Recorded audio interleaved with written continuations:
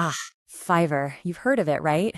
It's that massive global marketplace that basically promises anyone with a skill a shot at financial freedom, a side hustle, maybe even a full-blown career. But for the millions of people actually on there, what's the real story behind that promise? Let's dig in. I mean, you see stories like this all the time. Here's one from a Forbes article about a resume writer who, in just 1 year, pulled in over $300,000. That's the dream, isn't it? The incredible life-changing potential of a platform like this. But then you look at the data, and a deep dive academic study paints a very, very different picture. This chart here shows that over 40% of all sellers on Fiverr have earned, in total, between just $5 and $100. That is a massive gap. So how on earth do you bridge that chasm between the $5 reality and that six-figure dream? To really get what this platform is all about, we have to go back to its super simple, almost ridiculously cheap beginning. You know, the name really says it all. When Fiverr first launched way back in 2010, every single service, or gig, was priced at exactly $5. It was this crazy, disruptive idea that brought in millions of buyers looking for a bargain, and of course, sellers who were just eager for an easy way to get into freelancing. And that simple idea, it absolutely exploded. During the pandemic, when the whole world was shifting to remote work, Fiverr's valuation just soared to over $11 billion.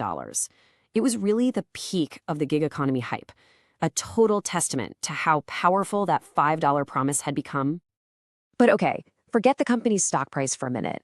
What about the people on the ground? How does a single person actually cut through all the noise and make real money on this thing?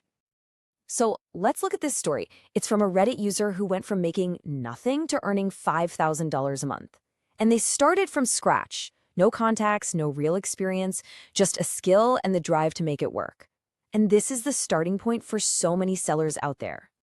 So what was their strategy? Well, it's basically a 4-step playbook for success on the platform. First, they didn't try to compete in some huge, crowded category. Nope, they niched down. Then they offered more value for a lower price. See, the initial goal wasn't about profit, it was all about getting those crucial 5-star reviews. Once that social proof was locked in, then and only then could they finally start to raise their prices. And hey, this isn't just one person's opinion. We've got academic data that backs this up completely. This chart plots sellers by the number of gigs they offer versus how much they sell. And look at the biggest earners, those large green circles at the top. They overwhelmingly specialize.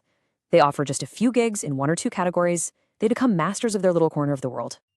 But here's the catch with that start cheap strategy. As this commenter points out, that race to the bottom attracts the most demanding, picky clients. The people haggling over $5 are often the ones who will give you the biggest headaches. So the real goal is to escape that low-price swamp as fast as you possibly can. And there's another hidden boss you have to fight, the algorithm.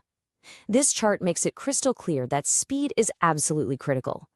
A huge chunk of sellers, especially the successful level 2 sellers you see in green, respond to messages within a single hour. If you're not fast and you're not specialized, you are practically invisible on this platform. So let's say you've done it. You've found your niche, you're getting great reviews, and you're climbing that ladder. Well, even for the most successful sellers, there are some really serious platform-level risks that can just pull the rug out from under you overnight. Okay, here's the nightmare scenario laid out by a longtime freelancer. A buyer can get your completed work, download all the files, and then just ask customer support for a refund. And a lot of the time, they get it. No questions asked.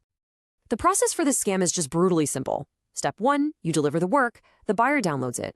Step 2, the buyer claims they're not happy with it. Step 3, Fiverr support often steps in, sides with the buyer, and cancels the order. The result? The buyer keeps your work and you get absolutely nothing. And this really highlights the fundamental, terrifying problem here. You are building your business on rented land. A user on Fiverr's own forum told a story about an 8-year veteran, a top-rated seller who was banned instantly. Your reputation, your income, thousands of positive reviews, it can all be erased with a single, irreversible click. To really understand how shaky the ground is for a freelancer, you've got to look at the chaotic story of Fiverr the company, which has been on a total roller coaster of its own. Just look at this timeline. Fiverr goes public at about $21 a share. During the pandemic, it goes nuts, skyrocketing to over $300. But then the bubble bursts. It crashes all the way back down and is now trading at over 90% below its all-time high. We're talking a $10 billion meltdown. And the company's messaging did a complete 180. In 2021, the CEO was all about momentum and being thrilled about the future. A year later, the tune changed completely. All the talk shifted from growth at any cost to pure survival mode, prioritizing cash flow over everything else. That kind of corporate whiplash has a direct impact on sellers. And through all this chaos, Fiverr has had this consistent problem with kind of tone-deaf marketing.